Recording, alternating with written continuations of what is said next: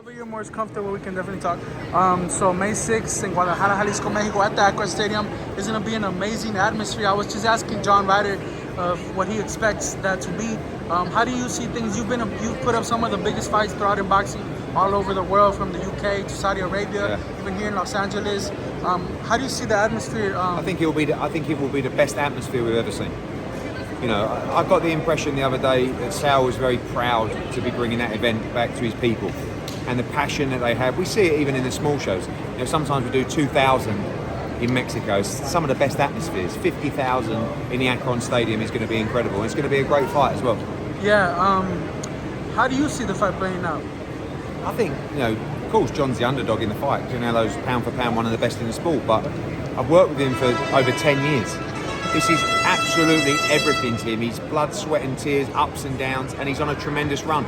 He beat Danny Jacobs, he beat Zach Parker, he's the interim world champion, he's the mandatory. Sal has to fight him. It's not, he didn't pick him from a list, he has to fight him.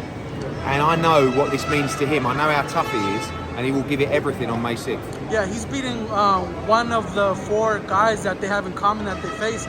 Rocky Fielding, Caleb Smith, I think Billy Joe Saunders, Danny Jacobs. You know, it was the Billy Joe Saunders fight and Callum Smith fight were 2 fights that could have gone either way. You know, a lot of people felt he beat Callum Smith, it was in Liverpool. Billy Joe Saunders fight was a long time ago, but very close. John's a world-class fighter.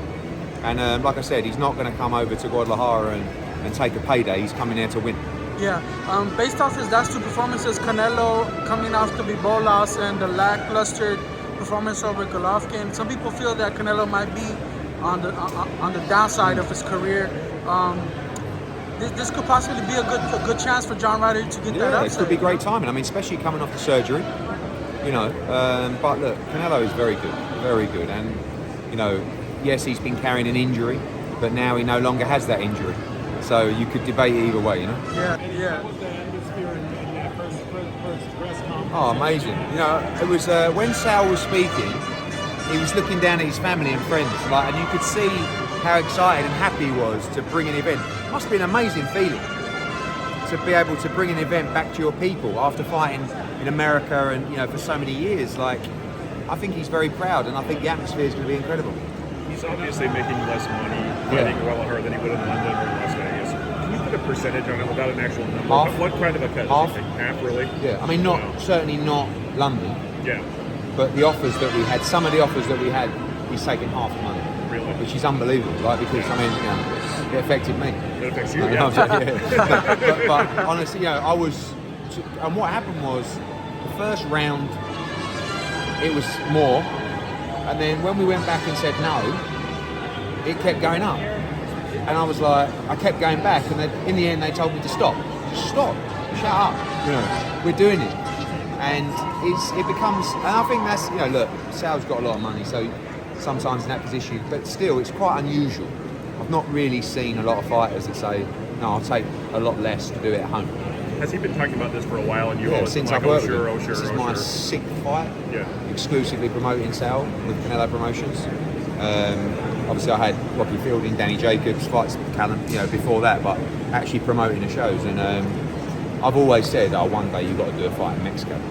And it's happening. Eddie, you said he has a lot of money, but the conversations with Canelo, how much more do you think he has left in him? Like I said, some people feel he's on the back end of his career. I think it's difficult, but you know, it makes me laugh. He just boxed Billy Joe Saunders for the unification, Caleb Plant for the undisputed, Dimitri Bivol, and Gennady Golovkin. And it's like, well, I think he's on the slide. You know, he was carrying a horrific hand injury that he boxed the last 2 fights with. Let's see what happens this year. You know, John Ryder is a tough mandatory, and then he wants Dimitri Bivol, which, you know, according to some people, was a stupid fight to take. Yeah. And he wants it again because he got beat. So we'll see. So if he gets past John Ryder, what are the odds of the rematch will be Bebo? That's what he wants. That's what they told me to do. Yeah. And there's no stipulation. Like, I know Bebo had mentioned himself that if it even came down, depending on the money, I guess, and everything being right, that he will be willing to meet him at even 168. I know it sounds a little crazy. I'm not even sure Sal wants to do it. I think Sal thinks that if he did that, people would accuse him of trying to change the goalpost in the fight. Mm-hmm. And I wouldn't be surprised if Sal said no, 175. Same. Yeah. But it's a big disadvantage. Yeah. Big disadvantage. And, you know, has he mentioned David Benavidez at all? That's the one the fans really want. I mean, at the moment, my instructions are John Ryder, the mandatory, and Dimitri Bivol. He would have no problem fighting David Benavidez. Obviously, he's got the plant fight coming up. If he wins that, I think he puts himself in a great position to get in line to fight Canelo. Do you think David's going to win it? Or how do you If see he it? fights on emotion, no. But I expect him to win the fight. Yeah. Do you think it could be a better performance than Canelo? Like, how do you visualize the fight itself? You know, like. Well, Canelo was pretty special in that fight. He broke him down and beat him up and knocked him out. See if David can do the same. Yeah. Where is Canelo's hand right now? Where is it? It's over there. It's on the end of his, arm. I don't know. I mean, seems punching. Seems great. You could tell. I never knew the severity of the injury because it's always very hush hush. But I would see him in different times getting things done and very close to a fight, like ice and compression. And when you find out about it, you go, oh. So obviously it's something that's been bothering him for a long time. Now it's good, and we'll see the performance. All right, cheers guys.